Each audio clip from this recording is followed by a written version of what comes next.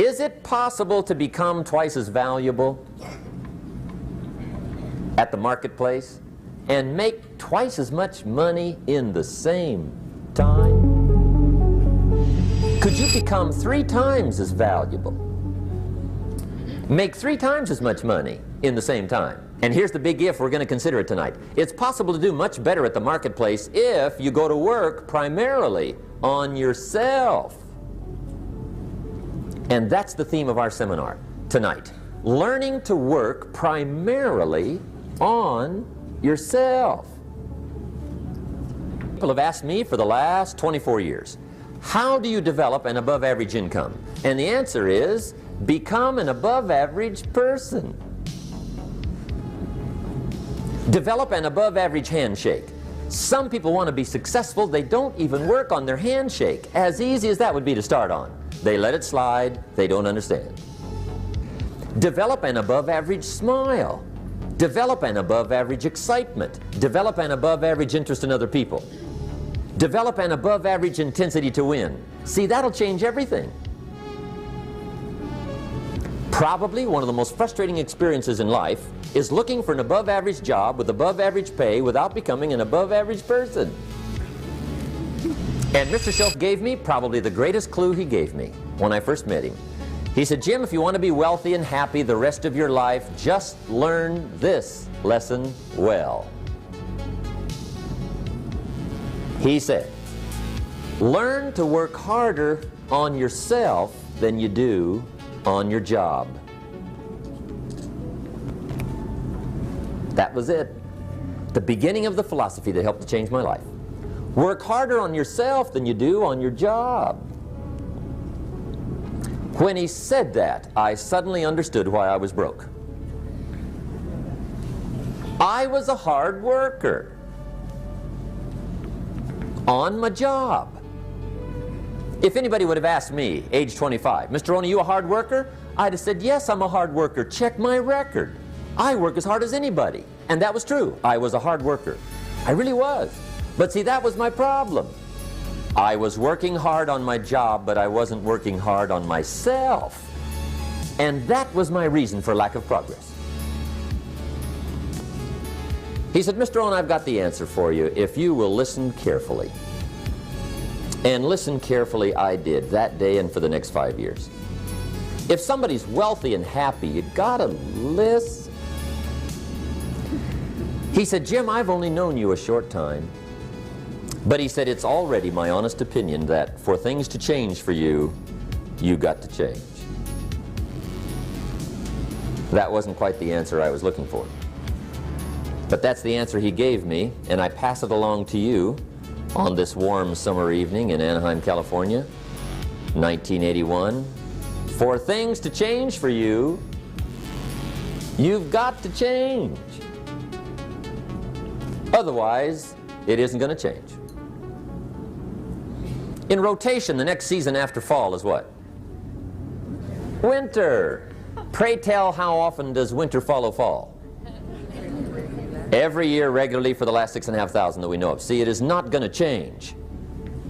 Now, some winters are long, and some are short, and some are hard, and some are easy, but they always come right after falls. It isn't going to change. The last 6,000 years reads like this: opportunity mixed with difficulty. That's how it reads. It isn't going to change. The man says, well, if it isn't going to change, how will my life ever change? Answer, when you change. And whether I'm talking to high school kids or business executives, my message is always the same. And it goes like this: the only way it gets better for you is when you get better.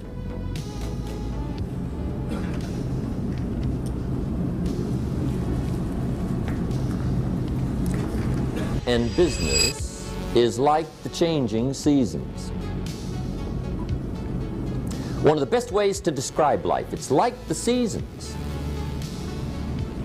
Now here's the second phrase. Very important. You cannot change the seasons, but you can change yourself. You can't change the seasons, but you can change yourself. And see, that's how life gets better for you, not by chance, but by change. 4 major lessons in life to learn. Here they are. Number 1, learn how to handle the winters. That's lesson 1. They come right after falls, with regularity. Some are long and some are short and some are hard and some are easy, but they keep coming. You must learn to handle the nights. They come right after days. You must learn to handle difficulty. It comes right after opportunity. You must learn to handle recessions. They always follow progressions for the last 6,000. See, it isn't going to change. The lesson you must learn is how to handle it. And there's all kinds of winters, right? The winter when you can't figure it out. The winter when it all goes smash. The winter when it turns belly up. The winter when it won't work, when you've run out of money and you've got a broken heart. See, those are winter times. But see, the disappointments come. Those are normal. That's part of life. But the question is, how do you handle it? How do you handle the coming winters and the disappointments and the down times? Well, you can't get rid of January by tearing it off the calendar. But here's what you can do. You can get stronger, you can get wiser, and you can get better. The winters won't change, but you can. And that's how life changes for you. See, before I understood, when it was winter, I used to wish it was summer. I didn't understand. When it was hard, I used to wish it was easy. I didn't know. And then Mr. Schoaf gave me a part of his very unique philosophy when he said, "Don't wish it was easier, wish you were better." See, that triggered my whole life change. Don't wish for less problems, wish for more skills. Don't wish for less challenge, wish for more wisdom. That's the key. So that's lesson 1, learn how to handle the winters. Here's lesson 2. Learn how to take advantage of the spring. That's the second one. Spring is called opportunity. And spring follows winter. What a great... But here's what you must learn to do. Underline these 2 words in that key phrase. Take advantage. Underline those 2. You must learn to take advantage of the spring. See, just because spring rolls around is no sign you're going to look good come fall. You gotta do something with it. In fact, you have to get good at one of 2 things in life. Planting in the spring or begging in the fall. Or get somebody to do it for you. See, those are about the only alternatives. Now here's what else you must do. Take advantage of the springs quickly, because there's only a few. Just a handful of springs have been handed to each of us. They don't come forever. Life is fairly brief. So you got to read every book you can get your hands on what to do with your springs while they're here. And take advantage, they soon run out. So whatever you're going to do with your life, you got to get at it. Don't just let the springs pass. Now here's number 4.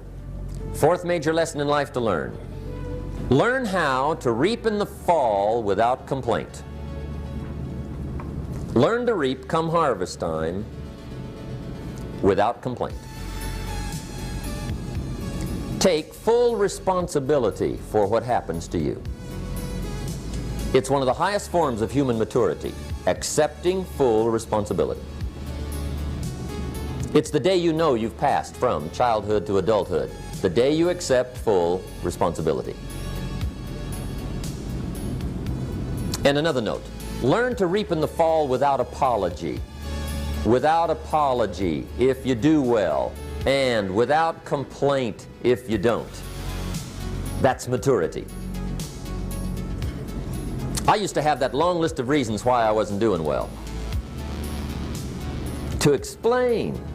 You got to explain, right? Otherwise you're going to look bad. I used to have this funny list called Reasons for Not Looking Good. I used to blame the weather. I blamed the traffic. I used to blame my car. I blamed the manufacturers. I used to blame the company. I blamed company policy. I used to blame the training program. I blame my negative relatives. They were always putting me down. I blame my cynical neighbors. They're just selfish, looking out for themselves. Won't loan you money? They were on my list.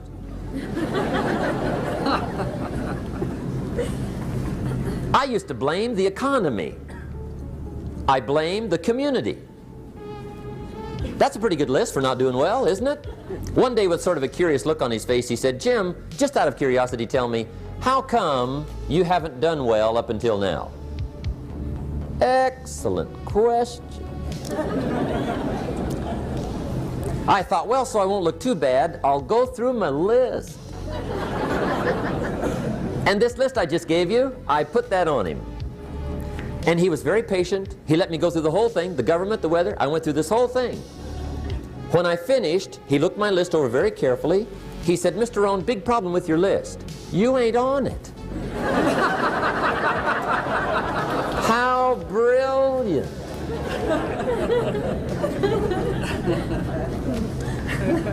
When I went to work for him a few months later, I learned very quickly to tear up my list, reasons for not doing well, and I threw it away.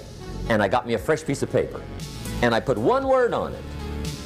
And then let me give you a little philosophy that helped turn my life around. For your notes, here it is. It's not what happens that determines the quality or the quantity of your life. It's not what happens. And the reason is because what happens happens to about everybody. No different. The sun went down on all of us last night. A common event, a happening. And I found out that the same things can happen to two different people. One gets rich and one stays poor. Why is that? It's because it's not what happens, but rather it's what you do that changes everything. Disappointments are not special gifts reserved for the poor. Everybody has them. The difference is what you do about it. It's not the weather. I used to blame the weather, and I discovered it rains on the rich. So see, that won't help. Two men wake up one morning, there's a rainstorm on. One of them looks out his window, sees the rainstorm, and he says, "Wow, what a storm. With weather like this, they can't expect you to go out and make sales." He stays home. Same morning, the other guy looks out his window, sees the same storm, says, "Wow, what a storm." But he says, "You know what, with weather like this, what a great day to go out and make sales." Most everybody will probably be home, especially the salesman.